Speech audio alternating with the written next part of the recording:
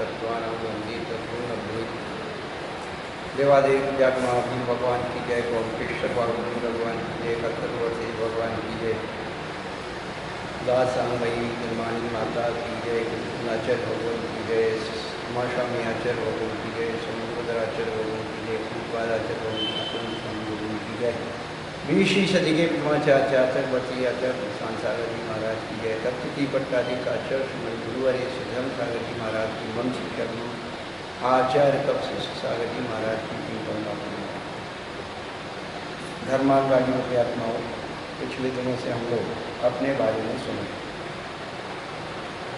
हमारे पास जो है शरीर है, वचन है और मन, इन तीन की शक्ति में हमारा उपयोग किस प्रकार से होता है। जब हम अपने मन वचन काय को शुभ में लगाते हैं तो पुण्य का अनुभव होता है, और अशुभ में लगाते हैं पाप। ये बात प्रमुख है। कर्म प्रधान विश्व करी राखा, जो यश करही तसई पंचा। कर्म प्रधान है, ये कर्म भूमि है, ये कर्म कमाने के लिए है, कर्म हटाने के लिए है, कर्म काटने के लिए है, इसलिए इसका नाम कर्म भूमि है। कहने का अभिप्राय है कि कर्म, अशुभ कर्म तो हम लोग अनादिकाल के संस्कारों से संस्कार उपार्जन कर रहे हैं, लेकिन अच्छे कर्म कैसे कमाए जा सकते हैं, क्या माध्यम है अच्छे कर्म कमाने का, ये बात तत्वार्थ सूत्र के 7वें अध्याय में उमा स्वामी आचार्य भगवान ने बतलाई और बताया कि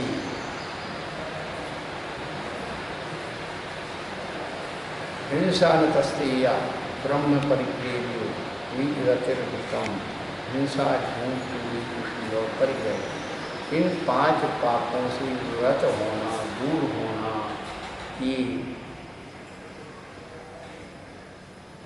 व्रत कहलाते हैं और यही शुभ है। अशुभादो विनिवृत्ति सुहे पवित्ती जानचारतम वध समिति बुद्धि रूपम व्यवहार नया बढ़िया। व्यवहार नए से 4 हैं। व्यवहार नए में व्यवहार से हमें चरित्रवान बनाते हैं। हमारी मन वचन काय का चरित्र इससे परिशुद्ध होता है 5 पापों का त्याग। पर जिसकी शक्ति नहीं है पूर्ण रूप से त्याग करने की, वो एक देश त्याग कर लेता है। इसलिए आचार्य भगवंतों ने उन व्रतों के 2 भेद कर दिए। देश शर्तों में देश व्रत को अनुव्रत कहते हैं और सर्वव्रत को महाव्रत कहते हैं। लेकिन एक बात ध्यान रखना, पिछले दिनों भी बताया कि कोई व्यक्ति नींद में सोया हुआ है, कोई पाप नहीं कर रहा है तो अहिंसक नहीं कहलाता।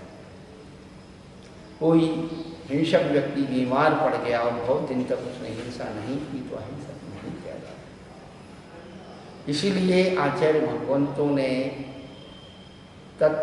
तत्स्थैर्यार्थम भावना पंचम, एक व्रत की 5 भावनाएं प्रतिपादित की हैं। सबसे पहली अहिंसा व्रत है, उसमें अनुव्रत और महाव्रत का कोई भेद नहीं है। ये 5 भावनाएं, एक व्रत की 5 भावनाएं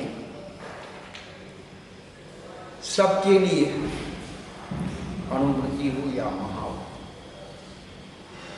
क्योंकि भावनाओं का जो पूरा तैयार होता है, भावना का मतलब उस स्वरूप का बार बार चिंतन, उसके हानि लाभ का विचार, वो भावना। किसी कार्य करने के पीछे हमारी भावनाएं हुआ करती हैं। वो भावना, वो उद्देश्य जितना गहरा जाता है वह उतने ही उस रूप में परिवर्तित होता है। भावना का मतलब पूर्व प्रयोग। हम अच्छे बुरे की भावना जैसे करते हैं उस तरीके की वह संस्कार चेतना में हो जाते हैं, परिवर्तन हो जाता है, वैसा फल। तो पिछले दिनों से हम लोग एक एक व्रत की 5-5 भावनाओं के बारे में सुन रहे हैं। अहिंसा व्रत की 5 भावनाएं बड़ी महत्वपूर्ण है। जिस अहिंसा की बात हम लोग करते हैं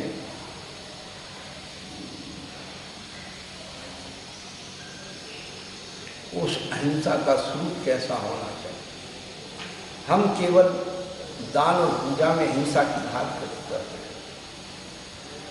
लेकिन भैया हमारी पूरी दैनिकचर्या में अहिंसा की बात होना चाहिए।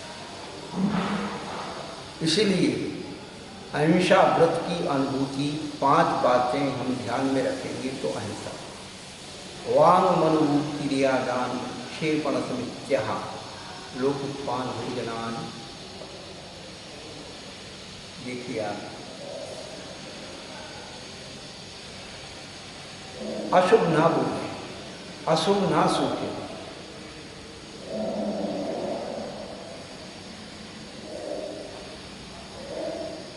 चार हाथ जमीन देखी चाहिए और वस्तुओं को रखने उठाने का भी तरीका अहिंसक होना चाहिए। फेंक करके लेना, फेंक करके लेना, घसीट के रखना, घसीट के उठाना, ये सारी चीज़ें अहिंसा व्रत से संबंधित है।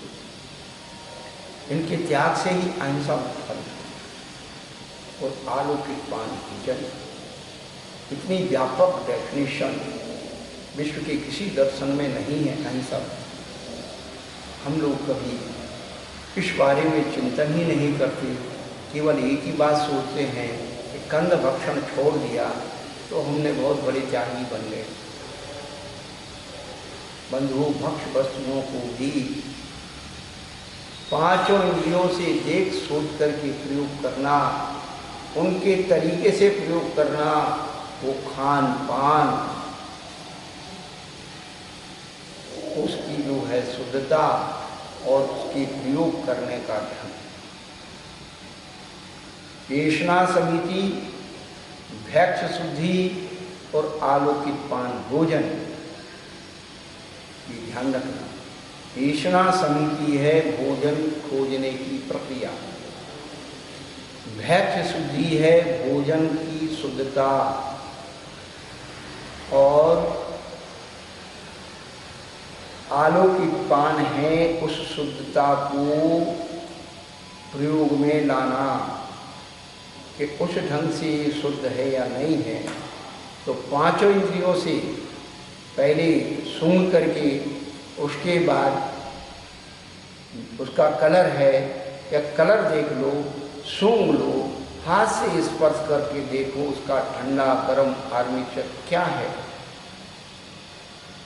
फिर उसके बाद थोड़ा सा चख करके देखो और उसके बाद भक्ष्य पदार्थों के नाम क्या, अभक्ष्य जैसे नहीं रखना, नहीं बोलना।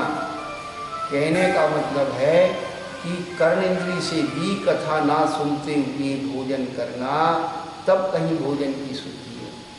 हम लोग क्या कर रहे हैं, टीवी देख रहे हैं, मोबाइल देख रहे हैं और भोजन कर रहे हैं। सारे अहिंसक पदार्थों के नाम, खाने की वस्तु भोज्य पदार्थों के नाम हिंसक रखेंगे। नमकीन चावल को पुलाव कहने लगे, पकौड़ी की सब्जी को कोफ्ता कहने लगे, मटर पनीर का जो है वो बना करके उसको कबाब कहने लगे। ये क्या हो रहा है? आकार प्रकार में भी शाकाहारी लौकी की मछली बना के रख ली, सौंफ डाल दिया, कद्दू का मुर्गा बना के रख दिया। तो ये सारे हिंसक आकार प्रकार देखने में आते हैं, सुनने में आते हैं, प्रयोग में आते हैं। आज से 50 साल पहले मिठाइयों के जानवरों के आकार बना करके और बाजार में बिकते थे। हमारे बुजुर्ग कहते भैया ये नहीं खाना, बहुत हिंसा का दोष है। कहने का अभिप्राय तो यही है कि हम अपने जीवन में अहिंसा की अनुभूति करना चाहते हैं तो खान पान की शुद्धि जरूर है। भगवान बनने की शुरुआत जब भी होगी भोजन शुद्धि से ही होगी। इसके पहले भगवान बनने की कोई प्रक्रिया नहीं। भगवान बनना है तो भाषा और भोजन दोनों को सिद्ध कर लो। भाषा और भोजन जिह्वा से होते हैं। इस जीव को संभाल लो, जीव को संभाल लो, जीव का उद्धार हो जाएगा। इस जीव को सुरक्षित करने से जीव की रक्षा हो जाएगी।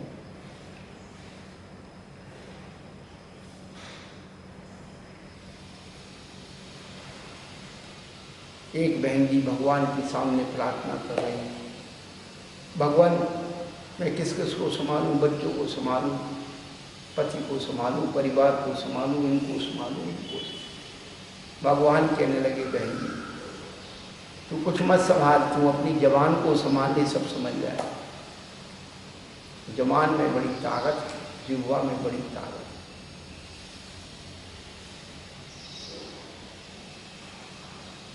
अशुभ ना बोले, अशुभ ना सोचें, चार हाथ जमीन देख करके चले, वस्तुओं को सही तरीके से रखे उठाएं और भोजन की जो प्रक्रियाएं हैं शुद्धता की, उसको अपने 5 इंद्रियों से देख सोच करके भोजन करें। अहिंसा की अनुभूति हो। सत्य व्रत में क्या आएगा? जिन जिन कारणों से हम असत्य बोलते हैं उनको त्याग करता है। क्रोध, लोभ, वीरुत्व, हास्य। क्रोध में झूठ बोलते हैं, लोभ से झूठ बोलते हैं, भय से झूठ बोलते हैं, हंसी में तो बहुत झूठ बोला जाता है। इनका त्याग करके फिर क्या करें? कहते हैं अनुबीजी भाषण, निर्दोष आगम के अनुसार बोलना। हम आगम के अनुसार क्यों नहीं बोलना चाहते?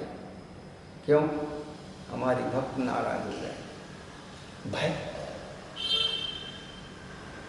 भगवान नाराज हो रहा है उसकी फिक्र नहीं है, इतने बड़े आचार्य नाराज हो जाएंगे उसकी फिक्र नहीं है, मेरा भक्त नाराज नहीं होना चाहिए। भैया ये भक्त तो सब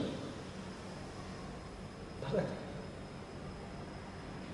प्रभु परमात्मा को प्रसन्न कर। बार बार आपसे कहा जा रहा है धनवान बनने के लिए भी उसी वचनों की शुद्धता की जरूरत है और भगवान बनने के लिए वचनों की शुद्धता की जरूरत है। आप फ्री में धनवान बन सकते हैं। अमिताभ बच्चन की हार सीट पर बैठ जाइए और हर हफ्ते में जब भी आता है नंबर 15 प्रश्नों के उत्तर बिल्कुल सही दे दीजिए, आप धनवान बनते चले जाएं।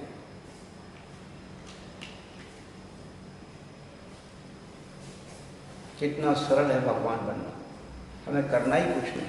आगम के वचनों को, आचार्यों के वचनों को अपने स्रोधारी करना है। जा वाणी के ज्ञान थे सूझे लोका दो, सो वाणी मस्तक चढ़ो। वह वाणी मेरे दिमाग में चढ़ जाए। हम लोग वाणी के मस्तक पर चढ़ रहे हैं, वाणी को मस्तक में नहीं रख रहे। ये माथे पर रख के सदा दे तो डॉक कर लेते घर बंद। कितना गहन चिंतन हमारे आचार्यों ने दिया कि सत्य की अनुभूति करना है तो आप अपने वचनों को आगम के अनुसार ही योग करो। जब भी ग्रंथ की गद्दी पर कोई बैठता है, मंगलाचरण करता है, तो यही कहा जाता है अस्य मूल ग्रंथ करता रहा, सर्वग देवा तत्व ग्रंथ करता रहा, गणधर देवा प्रतिग्रंथी शाम वाचनानुसार नाश। हम गद्दी पर बैठ कर के किन के वचन अनुसार बोलते, भैया हमारा चिंतन ऐसा बोलता है, हमारा ऐसा धारणा बोलती, हमारा ऐसी आमनाएं बोलती, ये नहीं। ये सब अलग है। हमारे आचार्य क्या कहते वो हमें आपको बताना है। आप क्या मानते हैं, आप क्या मानते थे, आगे क्या मानेंगे, इसकी ठेकेदारी जवाबदारी मेरी नहीं। हमारी जवाबदारी है कि सर्वार सिद्धि में तत्वार सूत्र की जो टीका है सर्वार सिद्धि, उसमें पूज्यपाद आचार्य भगवान ने क्या लिखा है और उसकी फीलिंग हम अपने जीवन में कैसे पैदा कर सकते, बस। और फीलिंग आ गई तो स्थायित्व हो गया, वो भावना पूरी। अचोर वृत्त की भावना जो है तीसरे नंबर पर है, शून्यागार विमुक्तागास परोपरोधाकरण भैक्ष शुद्धि सधर्मा विषंवादा। शून्यागार वास, विमुक्तावास और शून्यागार प्राकृतिक रूप से बने पर्वतों की गुफाएं, वृक्षों की कोटर प्राचीन काल में लोग उनका उपयोग करते थे, साधु संत सन्यासी। विमोक्षावास अतिथि गृह हुआ करते थे और नगर उद्यान हुआ करते थे, वहाँ लोग आराम से रुका करते थे, बिचा करके और आगे जाते थे। सराय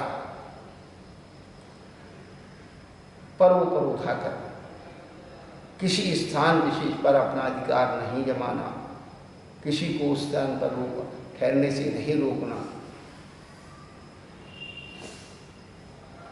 और चौथे नंबर पर भैक्ष शुद्धि। देखिए आप, पहले अहिंसा व्रत में आलू के पान आया, आलू के पान भोजन आया, और यहाँ पर भैक्ष शुद्धि। हम हैं कहाँ? ताला तोड़ करके ही कोई चीज चुराना का नाम चोरी नहीं है। यदि हमारे जीवन में भिक्षा की शुद्धि नहीं है तो नियम से हम चोर हैं। जिन शासन की अच्छाइयों को चुरा रहे हैं, बेकार कर रहे हैं, सोचिए। और साधर्म अविसंवाद, साधर्मियों से विसंवाद नहीं करना अचोर व्रत की भावना है। और विसंवाद करते हैं तो चोरी का दोष लगता है। कहाँ है?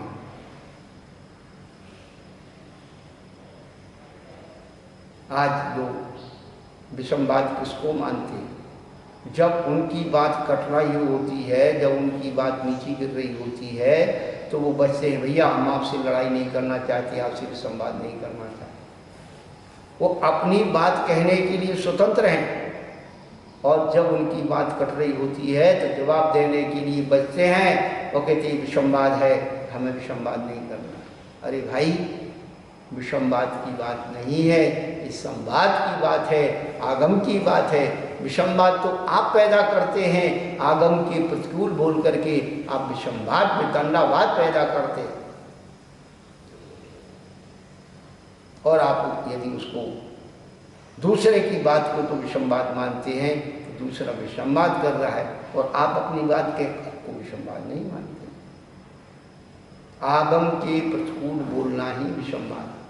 विसंवाद कोई दूसरी चीज छोड़े, आगम की बात बताना कोई विसंवाद नहीं। ये ध्यान रखना। अचौर्य व्रत की भावना, ये 5 बातें। सधर्मा विसंवाद, साधर्मी से तेरा मेरा नहीं करना, अविषम। उसके बाद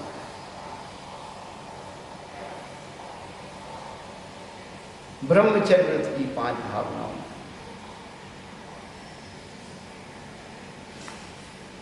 स्त्री राग तथा श्रवण, तन मनोहरांग निरीक्षण, पूर्वता निस्मरण, विशेष रस स्वास्थ्य संस्कार त्याग। पंच काम शुद्धि। देखिए आप, स्त्री राग कथा श्रवण त्याग, स्त्रियों में राग बढ़ाने वाली कथा सुनने का त्याग, उनके मनोहरणों को देखने का त्याग, पूर्वतानुस्मरण त्याग, अज्ञान प्रमाद अहंकार अधिकार से भोगे हुए भोगों को बार बार याद करके उत्तेजित होना, शब्दूषण और विष इष्ट रस। ब्रह्मचर्य का विष और इष्ट रस से बहुत बड़ा संबंध है। जब उत्तेजित भोजन करेंगे तो वह इंद्रियों में विकार उत्पन्न करेगा और अंतिम भावना है स्व शरीर संस्कार त्याग। यदि ब्रह्मचर्य की अनुभूति करनी है तो शरीर के संस्कार, इसलिए जैनाचार्यों ने वैदव्य दीक्षा का विधान दिया।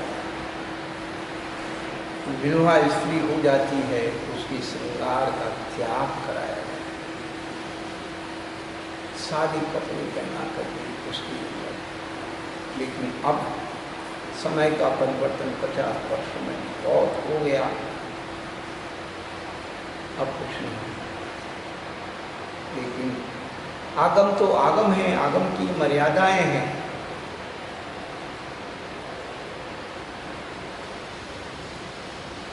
तो यदि ब्रह्मचर्य व्रत को हमें अनुभव करना है तो इन 5 बातों का ध्यान हमारे जीवन में होना।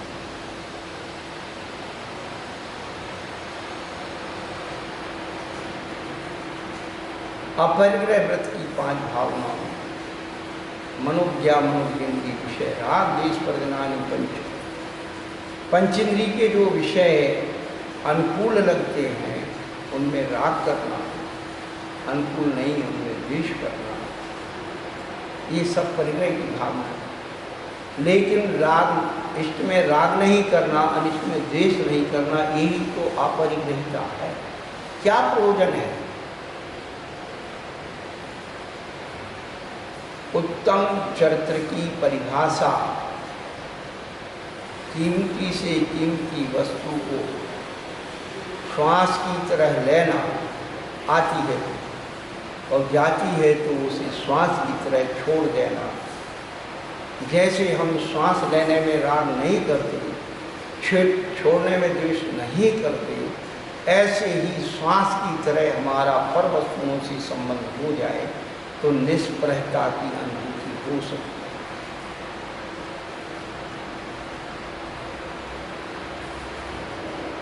है। एक बच्चे ने मेरे से प्रश्न किया था, महाराज लोग कहते संतोष रखो, संतोष रखो, संतोष की क्या सीमा है? तो हमने कहा भाई संतोष की सीमा है श्वास बराबर। कितनी भी हवा भरी हुई है, पूरे हाल में भरी है, ब्रह्मांड में भरी है, आप कितनी लेते हैं? जितने आपके अंदर समाज है। थोड़ा ज़्यादा ले करके देखो, थोड़ी ज़्यादा देर रोक करके देखो। जब श्वास आती है उसका राग हम नहीं करते, श्वास निकलती है उसका भय नहीं करते, न लेने में आसक्ति है न छोड़ने में भय है। यही निष्प्रहता का। विश्व की सबसे कीमती दौलत अपने पास है, विश्व की सबसे कीमती दौलत अपने पास है, उसका नाम श्वास है। पानी 2-4 दिन नहीं मिले चलेगा, भोजन 2-4 दिन नहीं मिलेगा चलेगा, और दुनिया की चीज़ें मिले नहीं मिले चलेंगी, लेकिन श्वास आधा मिनट भी नहीं आएगी तो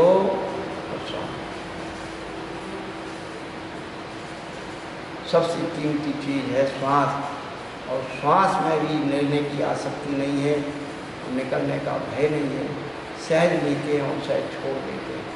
ऐसी संसार की हर वस्तुओं में सहजता का अभाव, सहजता का भाव आ जाए तो बंधु हम निष्प्रहता की अनुभूति कर सकते हैं। अब इन 5 पापों के स्वरूप को समझ करके इनसे विरक्त होना कि हम 5 पाप करते हैं तो क्या हो सकता है हमारे जीवन, उसकी भी आचरण। अगला सूत्र बनाया, हिंसा दिष्व्या मुद्रा पाया वध दर्शन। हिंसादि जो 5 पाप हैं वह यह अमुद्र, अपाय, दर्शन। इस लोक में अनेक प्रकार की निंदा, ग्रहा, बदनामी के कारण बनते और परलोक का अभाव होता है। इसीलिए हमें हिंसा आदि पाप नहीं करना। प्रश्न ये हुआ, महाराज जी आपने तो कह दिया, लेकिन यहाँ पर जो देखने में आ रहा है कि धर्मात्मा व्यक्ति दुखी दिख रहा है, तो पाप करने वाला बड़ा सुखी है। इस शंका सत्य आचार्य भगवान कहते हैं, भाई हम धर्म क्यों करते हैं? जब धर्म करते हैं, पुण्य करते हैं, तो पाप कर्मों की स्थिति निर्माण करके पुण्य के बढ़ते हैं और पाप के घटते हैं। तो उधीरना होती है किसकी? पाप कर। पुण्य जब बढ़ेगा तो अंदर बैठा हुआ पाप निकल निकल के भागेगा, समय से पहले निकल रहा। उसी के लिए तो हम तपस्या करते हैं, उसी के लिए हम व्रती बनते हैं। ध्यान रखो, उसी के लिए हम धर्म करते हैं। पुराने कर्मों के कर्मों को चुकाने खुशी मनाना चाहिए, दिवाली मनाना चाहिए। अच्छा हुआ वो बल फिर गया। हमेशा हम कहते हैं अच्छाई खो जाए, तसल्ली हो जाए, उसका नाम तपस्या। तपस्या कोई दूसरी चीज नहीं है। क्या? अच्छाई खो जाए, तसल्ली हो जाए, उसका नाम तपस्या। अभक्ष छोड़ देना वो व्रत है, और भक्ष में छोड़ना वो तपस्या है। देखिए, ध्यान रखो, अभक्ष छोड़ देना व्रत है, और भक्ष में मर्यादा बनाए लेना, भक्ष खाना भी छोड़ देना। आज उपास है, बड़ी तपस्या है। आज नमक नहीं खाना, बड़ी तपस्या है। तो भक्ष वस्तुओं में भी मर्यादा बना लेना, उन भक्ष वस्तुओं को छोड़ने का संकल्प लेना, वो तपस्या। इसलिए कहते अच्छाई हो जाए, तसल्ली हो जाए, उसका नाम तपस्या है। लेकिन हमारा अच्छाई में बड़ा विकल्प होता है, बुराई में कोई विकल्प नहीं है। बड़ा विचित्र जीव है इस संसार। अच्छाई में बहुत सारे विकल्प, बुराई का कोई विकल्प नहीं।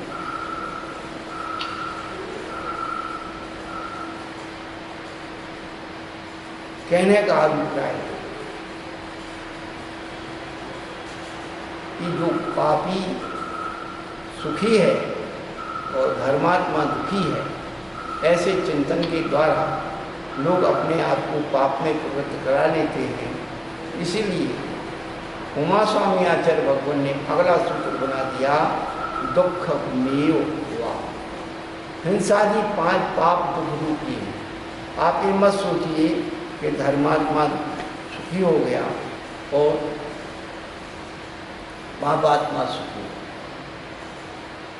इस संसार में अनेक प्रकार के जीव हैं, अनेक प्रकार की प्रवृत्ति करने वाले जीव। उन जीवों से हमारा नित्य व्यवहार हो रहा है। तो भगवान हम उस जीव के प्रति कैसा व्यवहार करें, उनके प्रति हमारी कैसी भावना होना चाहिए। अनेक प्रकार की प्रवृत्ति के जीव हैं, उनसे हमारा व्यवहार होता है, तो उनके प्रति हमारी कैसी भावना होना चाहिए।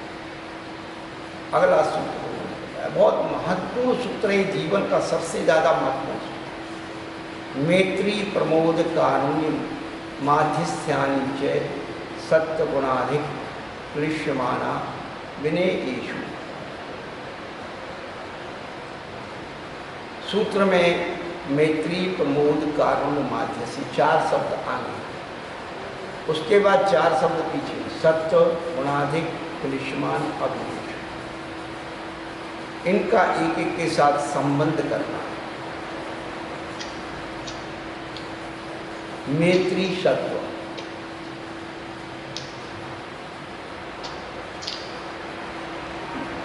प्रमोद गुणाधिक, कारुण्य क्लिश्यमान, और मध्यस्थ वृत्ति अवनीयेषु। मेरी भावना में आप लोग पंक्तियाँ पढ़ते हैं, मैत्री भाव जगत में मेरा सब जीवों से मिलता है। दीन दुखी जीवों पर मेरे उर्षे कर्मा स्रोत रहे। दुर्जन क्रूर कुमार व्रतों पर क्षोभ नहीं मुझको आवे। शाम में भाव रखूं मैं उन पर ऐसी परिणति हो जाए। गुणी जनों को देख हृदय में मेरे प्रेम उमड़ आवे। बने जहाँ तक उनकी सेवा करके यह मन सुख पावे। हो नहीं कृतज्ञ कभी में द्रोह न मेरी ओर आवे। गुण ग्रहण का भाव रहे नित दृष्टि न दोषों पर।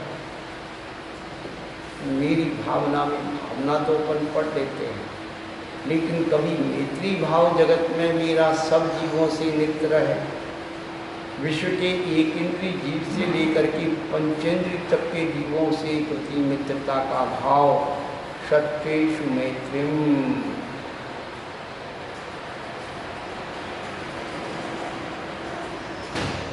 चतुर्गति के दुखी प्राणियों को सत्य कहते हैं, ये लक्षण है।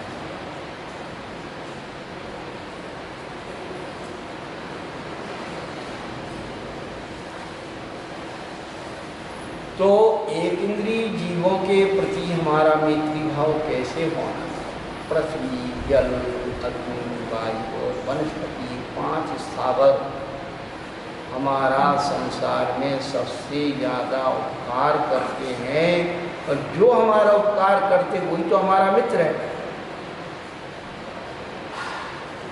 तो पृथ्वी का उपकार कैसे करना?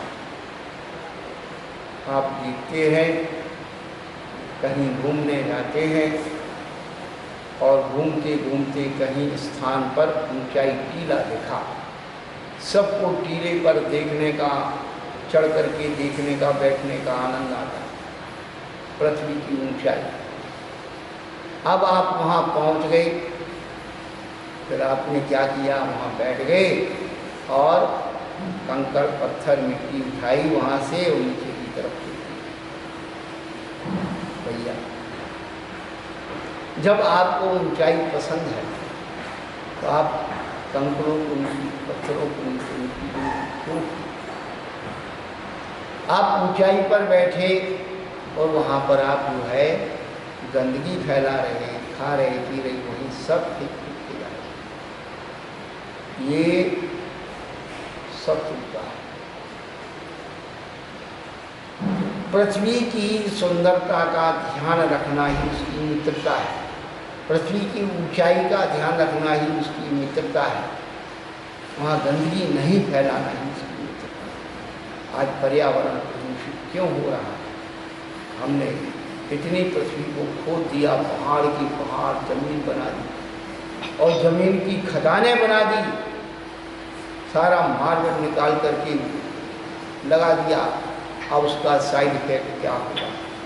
ये बल मार रहा है, जो बल को मारता है वो मार्बल। पहले मार्बल केवल मंदिरों में लगता था, मार्बल की मंदिर बनते थे। आज व्यक्तियों ने उखाड़ उखाड़ करके अपने घर और सब बना लिए। उसका नतीजा क्या है? घर घर में बीमारियों का साम्राज्य है। घुटनों की बीमारियां हो रही हैं, हार्ट अटैक हो रहे हैं, ब्लड प्रेशर बढ़ रहा है। ये बीमारियां इसी की कहने मारी। किसी गरीब आदमी को नहीं होता है ये सब बीमारियां बड़े आदमी। गरीब आदमियों के घुटने नहीं दिखते, बेचारे रोज मजदूरी कर रहे। क्यों? वो मिट्टी पर सो। और आप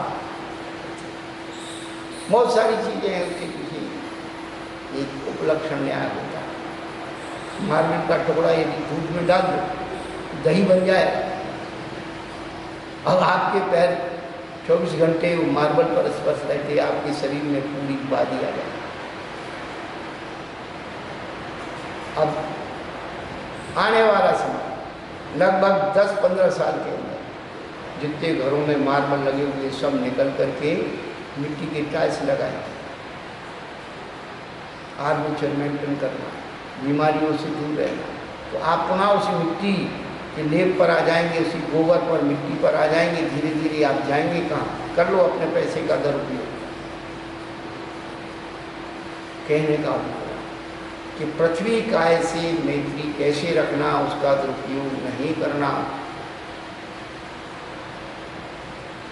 जल का है। आज जितना ज़्यादा दोहन जल का हो रहा है, आज से 50 साल पहले व्यक्ति बाहर निपटने जाता था और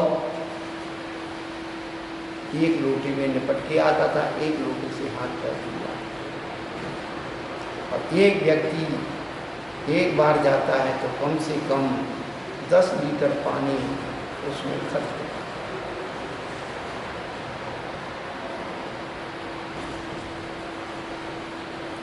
पहले रेत से और राख से, रेत से बर्तन घरों में मलते, सूखे बर्तन।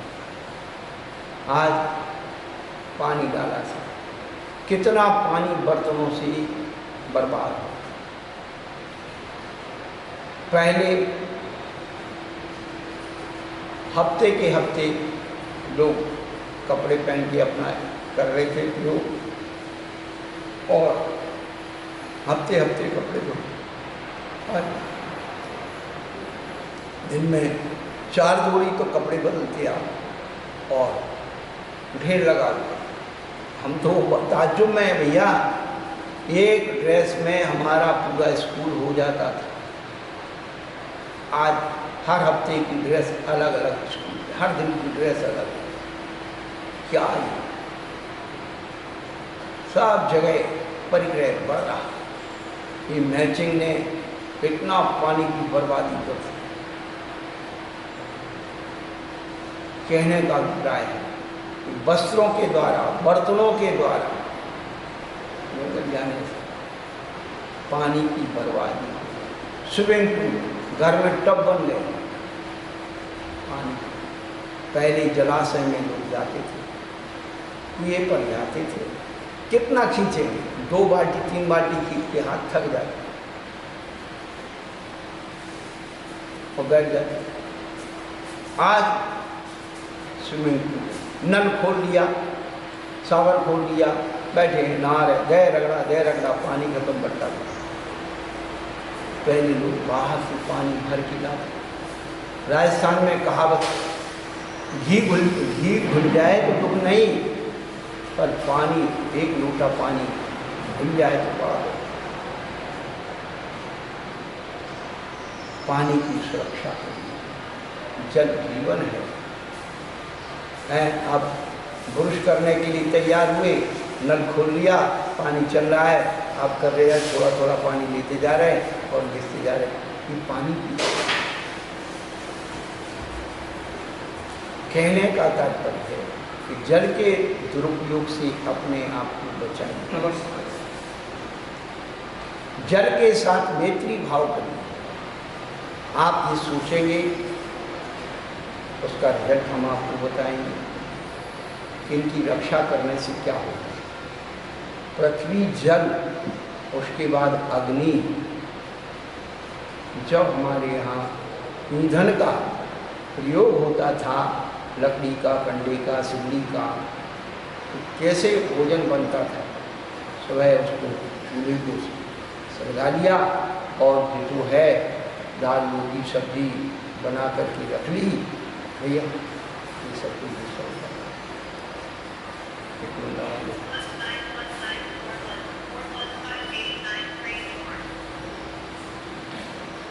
हाँ है, उनका नंबर ब्लॉक हो रहा है, पवन लगे, पवन नंबर पर डायल करते।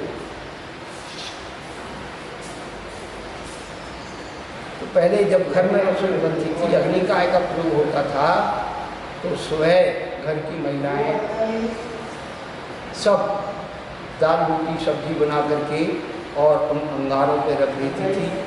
वो गर्म रहती थी और रोटी बना करके और एक साथ रख दी। जो आता गया उसे जमाते गए।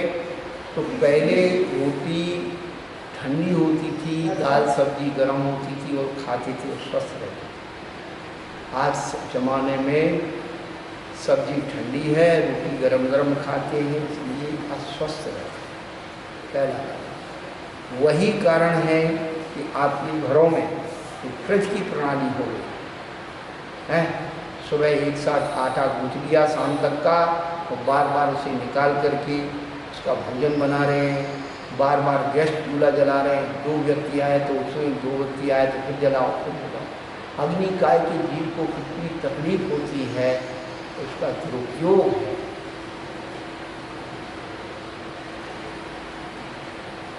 इस बात का विचार कोई नहीं करता। केवल एक वनस्पति काय को आप जीव मानते हो, उसकी हिंसा दिखाते हो। क्या अग्नि काय हमारे यहाँ एक जीव है? ये ध्यान रखना। अग्नि में वो ताकत है कि पंचेंद्रिय जीव मर जाते, जल जाते हैं, कीमती से कीमती वस्तु बन जाती है। वो तो उतना वो करती है, और बाकी जिससे हमें लाभ है उसको हम पाप मान कर छोड़ देते हैं। बहुत विचित्र विचित्र गणित संसार है। तो अग्नि काय की मित्रता। अब पहले घरों में बिजली नहीं थी, पूरे घर में ज़्यादा 2 बत्तियां जलती थी, लालटेन डिबिया हुआ करती थी। एक महिलाओं के उपयोग के लिए, एक पुरुषों को बाहर बैठ गए, और घर में सर्दी के दिन हैं तो ज़्यादा से ज़्यादा 9 बजे, और गर्मी के दिन है तो 10 बजे, सब अपने आप विश्राम को प्राप्त हो जाते थे। लेकिन इस लाइट के आविष्कार ने क्या कर दिया, रात के किसी कवि ने लिख दिया, लोग कैसे जी रहे हैं आज के वातावरण में, नींद में दिन डूबता है, रात कटती जागरण में। सब उल्टा हो। पहले लोग ज़्यादा से ज़्यादा 9-10 के बीच में सो जाते थे, वह 4 बजे उठ करके प्रभाती गाते थे, भजन गाते थे, और जो प्रकृति के नियम से चलते थे वो स्वस्थ रहते।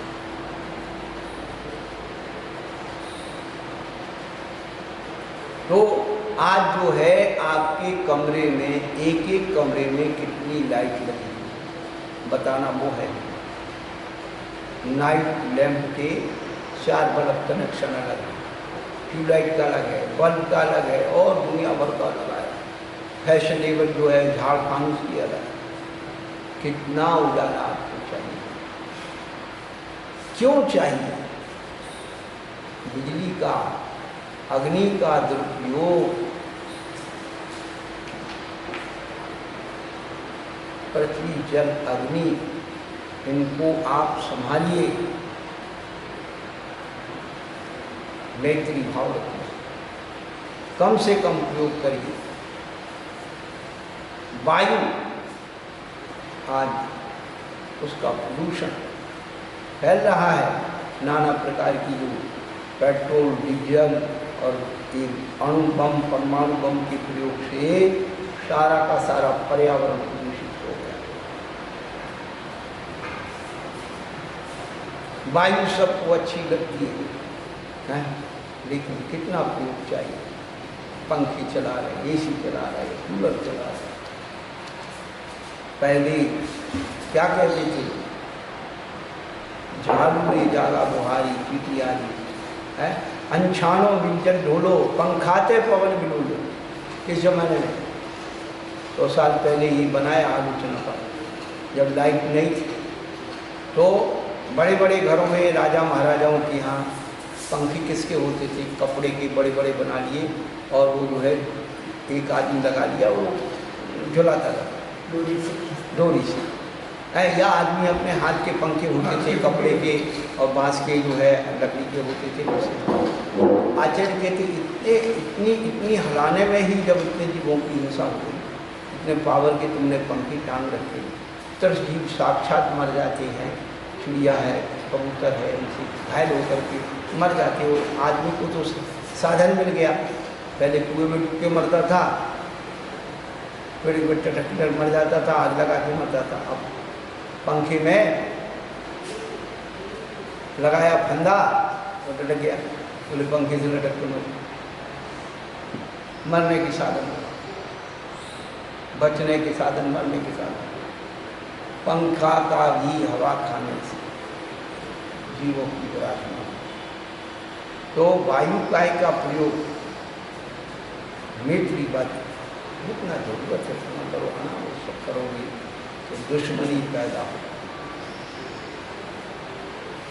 और वनस्पति, वनस्पति का प्रयोग कैसे?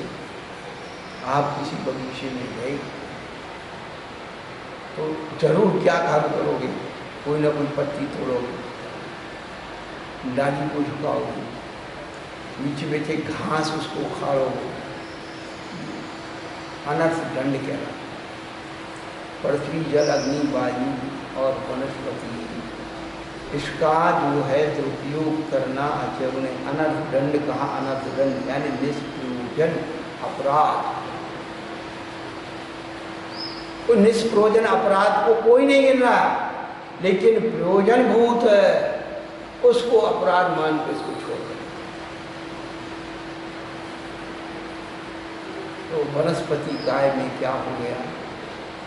आज से 50 साल पहले कितने ही बड़े घर हों, बड़े बड़े रहस्य धनाढ्य लोग हों, उनके घर में भोजन में क्या बनता था?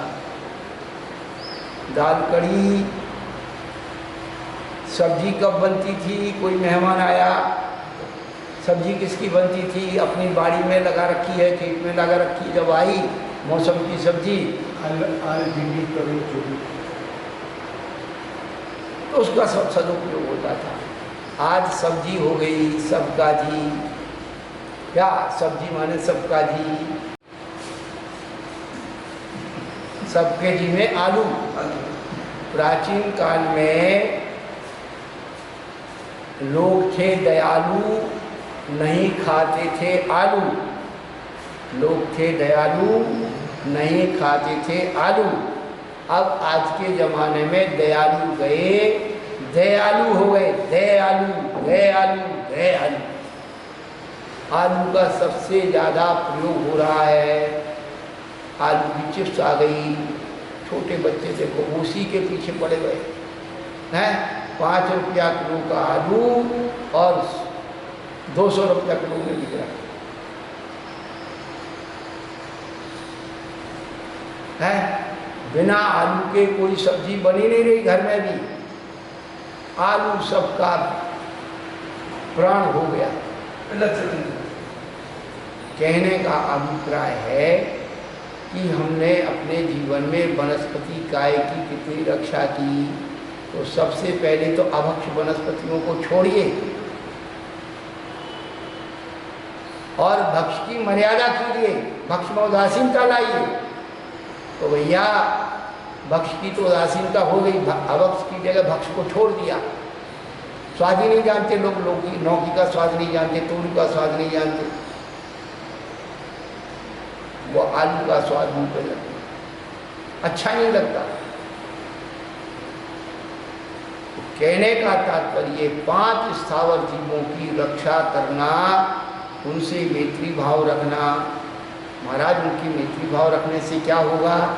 ध्यान रखना, पृथ्वी काय के जीवों की रक्षा करने से जब कभी आपके जीवन में आपत्ति विपत्ति आएगी, कहीं बाढ़ आ जाएगी, तो वो ऊंचाई आपको स्थान देगी। जल काय जीव की रक्षा करने से कहीं आप मरुस्थल में भटक जाएंगे, आपको प्यास लगी होगी, वहाँ अपने आप वो प्राकृतिक रूप से वो पानी आपकी सहायता करेगा। अग्नि काय जीव की रक्षा करने से कहीं ऐसी शीत की जगह में पहुँच गए, वहाँ अपने आप आपको अग्नि का साधन मिलेगा। वायु काय जीवों की रक्षा करने से कहीं ऑक्सीजन की कहीं कमी हो गई तो आपको अपने आप ऑटोमेटिक वो चीज़ वहाँ मिलेगी। वो एक इंद्रिय है, लेकिन उन एक इंद्रिय के भी उपकार करके जानते हैं और अपकार करके भी जानते हैं। नहीं जानते कि भूकंप आता है, पृथ्वी हलती है, आपने उसका दुरुपयोग किया है, इसलिए उससे भूकंप आ रहा है। ये बाढ़ आ रही है, सूखा पड़ रहा है, दोनों तरफ से आग आ रहा है। ज्वालामुखी फूट रहे, अग्नि का है। आग लग रही, बिना निष्प्रयोजन आग लग रही, कीमती चीजें जल, दम घुट करके आदमी मर गया। और प्रचोद की एक इंद्रिय जीव में भी वो सारी चीजें संज्ञाएं विद्यमान है, ये मत सोचना। और वनस्पति काय के जीव आप देखते हैं अफ्रीका के जंगलों में ऐसे ऐसे वृक्ष हैं कि आपको खींच करके वो रस छोड़ लेंगे और आपको मार देंगे। उनके कांटे चुभ जाएं तो आपका जीवन मर जाए। वही तो है, वो क्या है? हमने उनका दुरुपयोग किया, वो इस प्रकार से बदले से बर्बाद। तो आचार्य ये कह रहे हैं कि सत्येषु मित्र, प्राणी मात्र में मित्रता का भाव रखना। 5 स्थावत, तो 2 इंद्रिय 3 इंद्रिय 4 इंद्रिय जीवों का उपकार कैसे हो? वो हमारा उपकार करते हैं। 2 इंद्रिय 3 इंद्रिय 4 इंद्रिय जीव कैसे उपकार करते हैं? खेती का जितना काम है बिना इनके हो ही नहीं सकता। जैविक खाद आजकल बन रही है, यदि वो उस मिट्टी को उर्वरा उपजाऊ नहीं बनाए, उनका कलेवर उसमें नहीं हो, तो आपकी खेती, आपको भोजन नहीं मिल सकता। 2 इंद्रिय जीव, 3 इंद्रिय जीव भी मिट्टी को मृदु बनाते हैं और 4 इंद्रिय जीव परागण करते हैं। फसल का परागण करते हैं, फसल की पैदावार बढ़ाते हैं। ये उनके उपकार है। ये खेती के रूप में बता रहा हूं। लेकिन आप घर में रहते हैं, उन जीवों का उपकार कैसे कर सकते हैं? अपने घर में इतनी सफाई रखो कि वे जीव वहाँ पैदा ही नहीं हो, यही उन जीवों के प्रति उपकार है। आटे की, मसाले की, सबकी मर्यादा रखो। जो धन धान आपके यहाँ रखा हुआ है उसे देख सोच के रखो, कोई जीव पैदा ना हो जाए, यही उनका उपकार है, यही हमारा मित्री भाव है।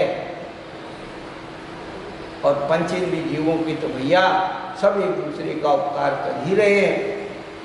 उनका उपकार तो मैत्री भाव, जगत में मेरा सब जीवों से मित्र रहे।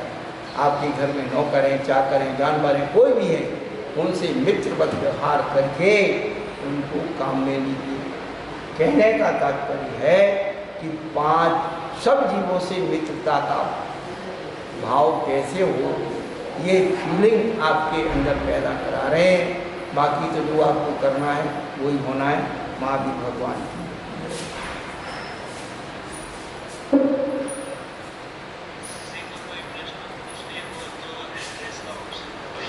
वो ये आने वाला है तो भगवान उससे ये चित्र